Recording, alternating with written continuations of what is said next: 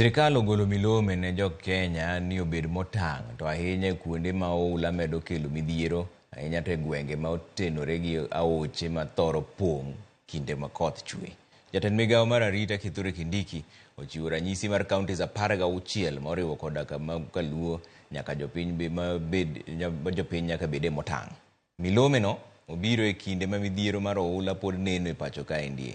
E kar dak ma Kibera e buore Nairobi ka, oula odaro moko kuom jodak kendo weyo gi maonge kuonde jot ka ulalo ma jopiny tiyo godo bende koro moko kuomgi ok lure. Ripota marwa Eric Owenga nolimogi. Okinyi ma kawuono jodak ma Kibra alura ma Kisumu Ndogo ka achiel kod Soweto West ne pod dhogi omoko kalure kod achiedh nade mane omonjogi. Achiedh nade mane okwako gi gotieno toka orani pong' kendo mumo udi buora mana seche mane giikre ne dhi nindo e okang' mane giwacho ni pod ok gineno. To koth ma hinyo ahinya en ma Ngong Forest. Ngong kuchande ma koth hinyo waigo. Iwinjo. Koro wan wanindo mna ka to mache mwaoyo ka eri. Iwinjo. Gik moko nyowa chako nwa golo, gigo kwa golo duto. Nikech kwa chako nwa golo ni to koth koro biro mang'eny to donjo gi e dot to donjo gi e korot kila mali. Koro waringo nikech koro wabende waofia maisha marwa. Koro waringo waweyo gik moko e yot. Iwinjo. Onge kaka wanyalo tingo gimora amora. Koro matin mane wareso e mwauog oko ka. Inipata kwa nyumba. Lakini ni maji ilikuwa mingi, siwezi kaa ndani. Ilibidi nitoke. Kwa nyithindo onge kwa makoro dang' atergie. Koro pod adwaro to onge kaka dang' ayudo. Onge kaka dang' ayudo keche pesa onge ma dang' ayud godo ot pesa onge kuomwa. Fee mar skul be ineno kaka chalo. Koro onge wanwa kwa mana sirikal ka dang' konywa. Koro kuma gibro ninde aswa pok ang'eyo pod ago chandri koni gi koni mondo ang'e ane kuma dang' gidhi ginindie.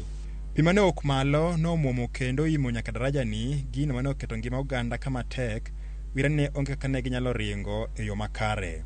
Daraja ni bende ne pio yiengo mang'iso ni ka koth omedo chwe to yore wuoth biro medo rochore mokalo. E kinde no ne ochuno mine ka achiel gi nyithindo temo reso mwandu magi ma bende ne riko senyodho pi mane obwaso udi.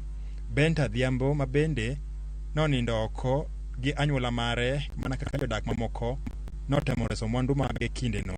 Modong' okethre kucha sende odhi gi pi, sufrichni odhi gi pi, kubni odhi gi pi, waonge kata kaka dang' waol pi e gimoro. Pok wawuok ka nikech wamanyo ot, odne ma pok wayudo. Ineno, to sami yudo odno bende, wuon ot dwaro pesa. Pesa no bi onge go sano, nikech ng'eno kwa dhi tich, nikech warango kaka dang' waresre, to bende onge kaka wanyalo. Gokinyi pod ne oganda dhi nyime gi ywero chuodho e ute magi kata manyo moko kuom mwandu magi ma pod ne onimo e pi e udi ka jodak mamoko bende to ne temo chako kongo udi mane omuki gi pi mapek no. Thoth jodak malwora ni odak machiegni gi dho aora mobalo kod dwaro mar riwruok mar NEMA madwaro ni ji odak mita 30 mabor gi aora. Gino ma ok yot kendo en okang' ma bende keto ngima jopiny kama diny ahinya to seche ma koth mapek dhi nyime gi chwe. Ma ok en kata ni wadak e tiend aora, nyaka jomoko dak e tiend aora pi tero. Iwinjo, ok ni kata ni wadak e tiend aora, kata jomoko dak e tiend aora be pi no ywero. Yori kanilose no daro ji elufe mag dhano. Joma ne nyalo matin no ringo dhi ruta. Joma nge nyalo no sore dho aora kuondegi. Sani kichako kwane kiwuok Sarang'ombe malo, kikwana mita 30 kia Sarang'ombe, alafu chako imako machielo ma Karanja, kibiro kama nyaka Nairobi dam. Idhi daro jomok tin 10,000. Kata kamano telo makae to semo mokalo kuom apisas mag kaunti ma Nairobi kuom koso chopo mar tiyo tijgi ahinya to e daraja ni. Gino ma giwacho ni medo keto ngima jodak kama rach. But moko mochung' ne environment king'ise to no paro ni kako daki ode maber, jokibiro bodak maber. Winjo. No miyo tijgi sakaja to wan ma vet gi nyaka gibi kony jowa mathagre eura. To tabu gi duto neno nikech nitie bridge moro kae mano ger chon.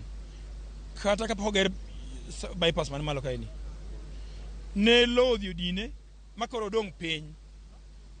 Koro piko biro to go kanyo to dok e ute ji. Jatend nanga ma Kibra sub county Jacob Odidi e wi mano kwa jodago nyomed bedo akicha to kanyalre to giwuok gi dho aora kaka okang' mar geng'o midhiero go.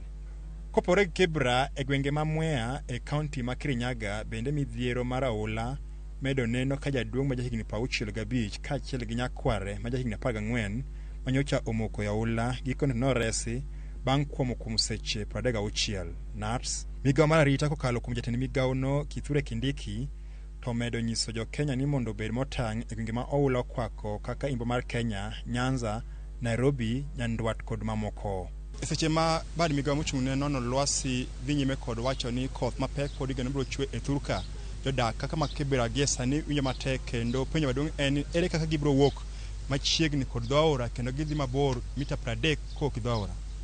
Eric Owenga, Ramogi TV, Kibra, Nairobi County. Wadong' mar weche mag oula ni familia